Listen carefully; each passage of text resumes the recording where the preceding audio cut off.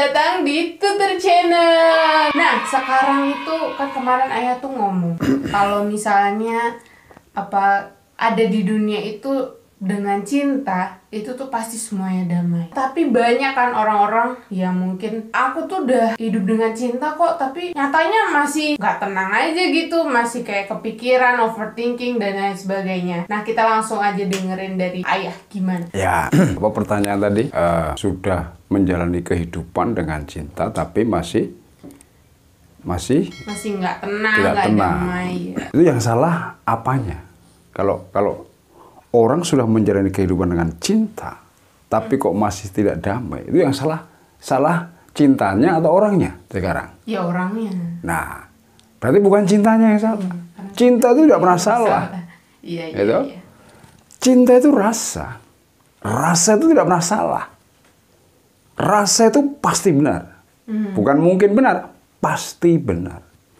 Nah, kalau manusia hidup menjalani kehidupannya dengan rasa cinta, kok nggak damai? Itu bukan salah rasanya, salah orangnya. Itu pasti begitu itu.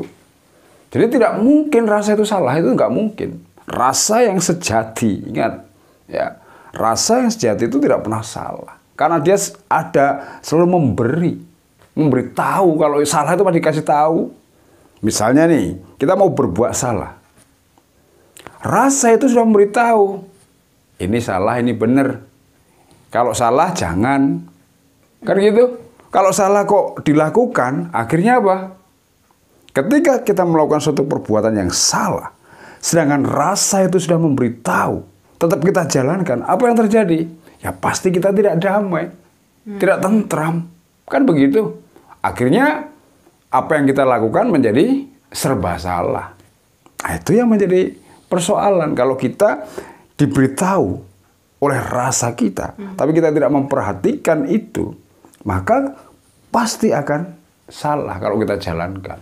Itu yang perlu diketahui. Oke. Nah, berarti ada juga kan, ya kamu tuh udah layak bahagia, ya kan? Nah, maksudnya terkadang orang itu kan tidak bisa membedakan kebahagiaan dengan kesenangan, gitu kan? Jadi begini, di dalam diri manusia, di dalam tubuh kita nih ya, di dalam tubuh kita itu ada angan-angan, ada pikiran, ada panca indera, ya. Ada angan-angan, pikiran, dan panca indera. Selain ada angan-angan, pikiran, dan panca indera, di dalam diri kita juga ada batin. Kan gitu? Kamu suka membatin nggak? Suka bersuara, batinmu suka bersuara nggak? Ada batin. Di dalam diri kita juga ada yang namanya rasa. Ya. Rasa itu yang disebut dengan rasa yang sejati, itu selalu memberitahu siapa? Angan-angan kita, pikiran kita, panca indera kita. Selalu memberitahu. Cuman masalahnya, angan-angan kita, panca indera kita, pikiran kita, itu tidak selalu memperhatikan itu. Nah, selalu memperhatikan yang dari luar. Yang dari luar itu seolah-olah itu yang benar. Yang dari luar itu apa? Yang bisa dilihat oleh matamu itu yang kamu anggap benar.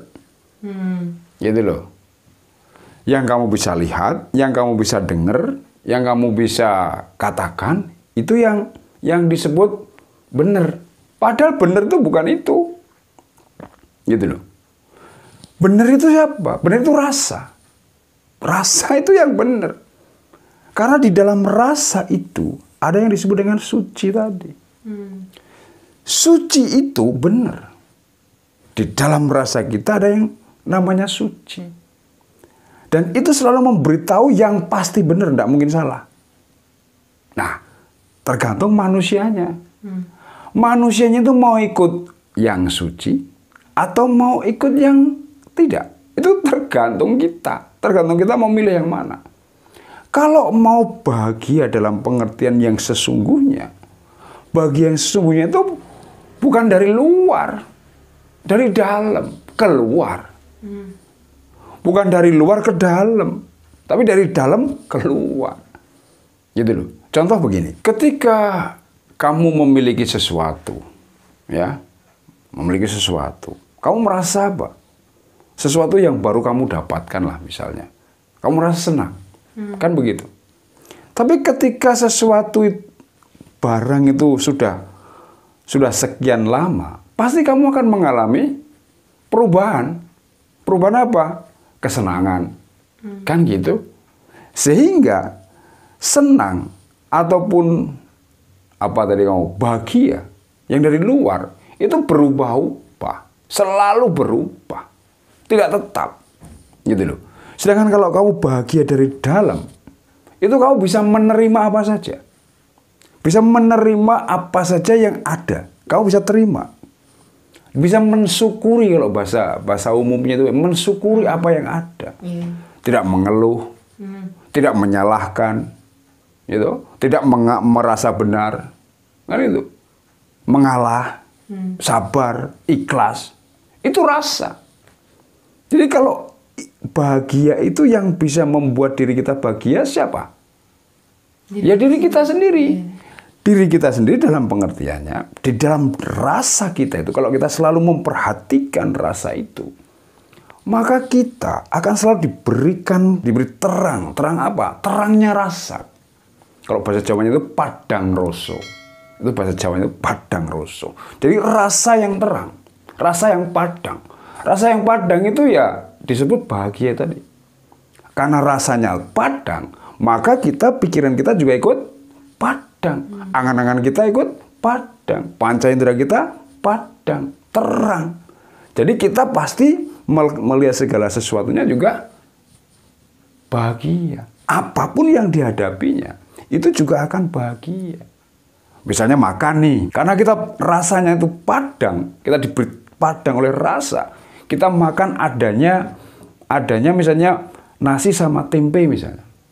Karena kita rasanya itu padang, diberi terang oleh rasa, kita akan bersyukur makan nasi sama tempe. Bahagia itu bukan masalah apanya yang dimakan, tapi bagaimana kita mensyukuri apa yang ada itu bahagia.